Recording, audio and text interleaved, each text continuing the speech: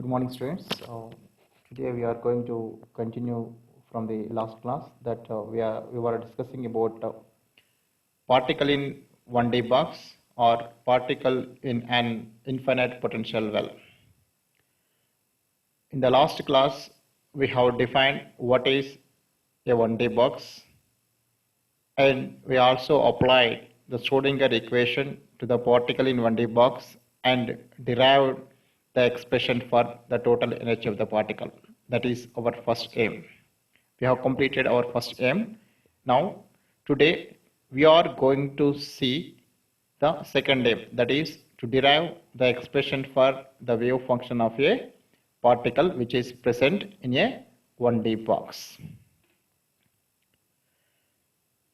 Now, while deriving the expression for energy, we have used the Schrodinger equation and we have written the solution for Schrodinger equation of a particle in 1D box. That is psi of x is equal to a sin kx plus b cos kx. During the derivation, we also found that the value of b became 0. That means the wave function of a particle in 1D box is of the form psi of x is equal to a sin kx. Now here our aim is to calculate the constant a. So how do you determine the constant a so that we can actually write down the total wave function of the particle in a 1D box? To determine the value of a, here I am going to use one of the basic property of the wave function, that is normalization condition. That means if you want to take, for example, psi of x is a wave function, then it must be normalized. What do you mean by normalized? It has to satisfy the following condition: integral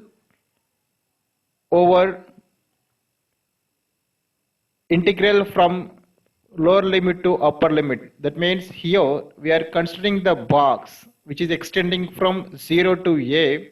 Hence, we are taking the total integral from 0 to a, and psi star psi.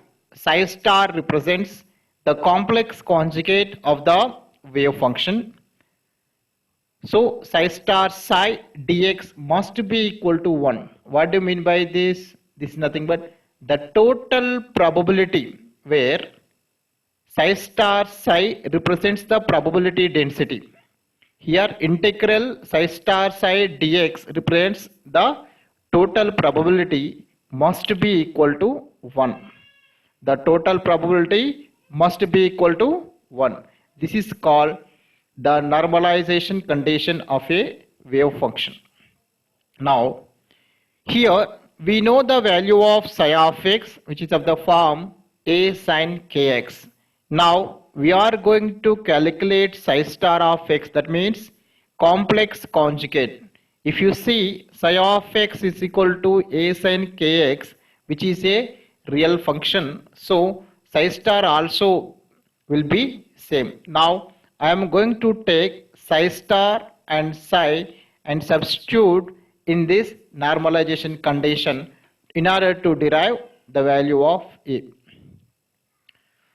So look at this equation. I have substituted the value of psi in the normalization condition. So integral from 0 to a sin kx whole star into a sin kx dx is equal to 1. So a is a constant which can be taken out. So a into a become a square, and sin kx star, which is nothing but sin kx only, because sin kx is a real function. So sin kx into sin kx becomes sin square kx. Now, in order to determine the value of a, we need to evaluate the integral from x is equal to 0 to a sin square kx dx is equal to 1. From this equation, we need to calculate the value of a. And We also know that from our previous class that k is equal to n pi by a. Now substitute the value of k is equal to n pi by a. Now the resultant equation becomes a square integral from x is equal to 0 to a sine square n pi by a into x dx is equal to 1. Now let us try to evaluate this integral. In order to evaluate the integral, I have just converted the sine square theta into 1 minus cos 2 theta by 2. We can write down sine square theta as 1 minus cos 2 theta by 2. Here theta is nothing but n pi by a into x. So I have taken here cos 2 theta. 1 minus cos 2 theta by 2 into dx is equal to 1. Now in the next step I just separated the terms. That means I have written 1 by 2 is a constant, so I have taken out, so the constant becomes a square by 2.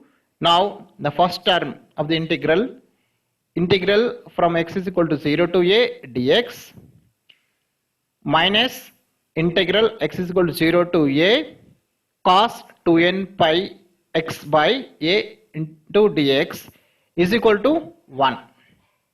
Now here if you see, integral dx means x, integral cos theta means sin theta, constant is there, that means that constant can be written in the below, right?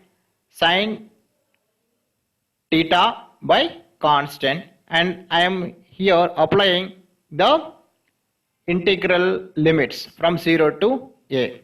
So in place of x we need to substitute first a then 0, that means upper limit minus lower limit.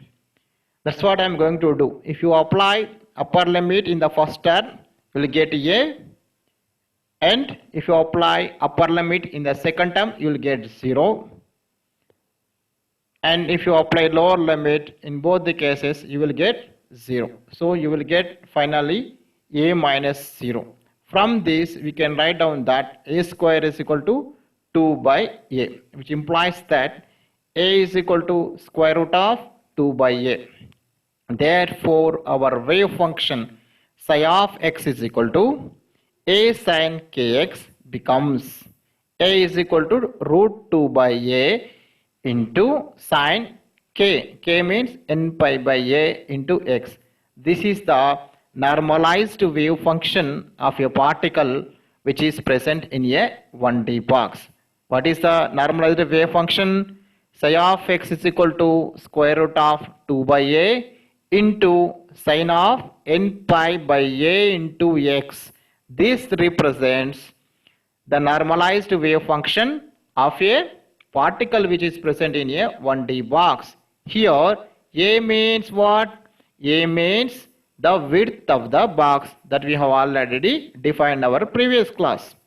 So this is the general wave function of a particle in 1D box. Now let us try to understand the graphical representation of the wave function. So in order to understand the graphical representation of the wave function, first of all we need to substitute n is equal to 1. N is equal to 1 represents the ground state, and see at what value of x, this function becomes 0 for n is equal to 1. For example, if you put n is equal to 1, you will get sin pi by a into x. Now sin pi by a into x becomes 0 only at x is equal to a. That means it becomes sin pi. That means look at this, sin 0 is 0, sin pi is 0. In between you can have a curve like this, which is a sinusoidal behavior, right? This is for n is equal to 1. This is the behavior of the wave function for the ground state. Now let us try to understand for n is equal to 2, which is known as first excited state. Now For n is equal to 2, if you substitute in this equation, what you will get? 2 pi by a into x. Now let us see what value of x, at what value of x this sign becomes 0. Absolutely, you can understand that at x is equal to a by 2, this becomes 0. And at x is equal to a, also it becomes 0. For example, 2 pi by a into x is equal to a by 2, for example, a by 2. Then you will get what? Pi. Sin pi becomes 0. Similarly, if you substitute a, what happens? You will get 2 pi. Sin 2 pi also 0. So, from x is equal to 0 to x is equal to a, we have 0 at x is equal to a by 2 also. So, you have to draw a sinusoidal curve in such a way that x is equal to a by 2, you will get 0. Similarly, you can analyze the function for x is equal to a by 3 and n is equal to 3. Then you will understand that the value of x is equal to a by 3, you will get the function becomes 0. Actually, this is a by 3, this is 2a by 3. The second a by 3 is not actually a by 3, this is 2a by 3.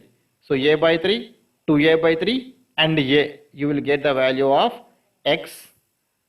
If you substitute the value of x, you will get the function becomes 0. So this is the basic graphical representation of wave function for a particle in 1D box for ground state, first excited state and second excited state. Now similarly, if you want to understand the probability density of the particle in this particular 1D box, so probability density means what? Psi star psi. That means it is the product of psi star and psi. You will get in general sin square. So you will get all values positive. That is the physical meaning of probability. Probability cannot be negative. For example, if you take ground state, it is positive and it is 0 at x is equal to 0 and x is equal to a. Similarly, if you take n is equal to 2, it becomes 0 at x is equal to a by 2 and x is equal to a, and in between these values it will be positive. Similarly, if you take n is equal to 3, it becomes 0 at x is equal to a by 3, at x is equal to 2a by 3, and in between it will be positive. This is the probability density of this particular wave function associated with a particle in 1D box. Now, in general, we have completed, we have derived the expression for energy associated with the particle in 1D box, which is given by n square pi square h cut square by 2m square 2m a square, where n is equal to 1, 2, 3 and so on.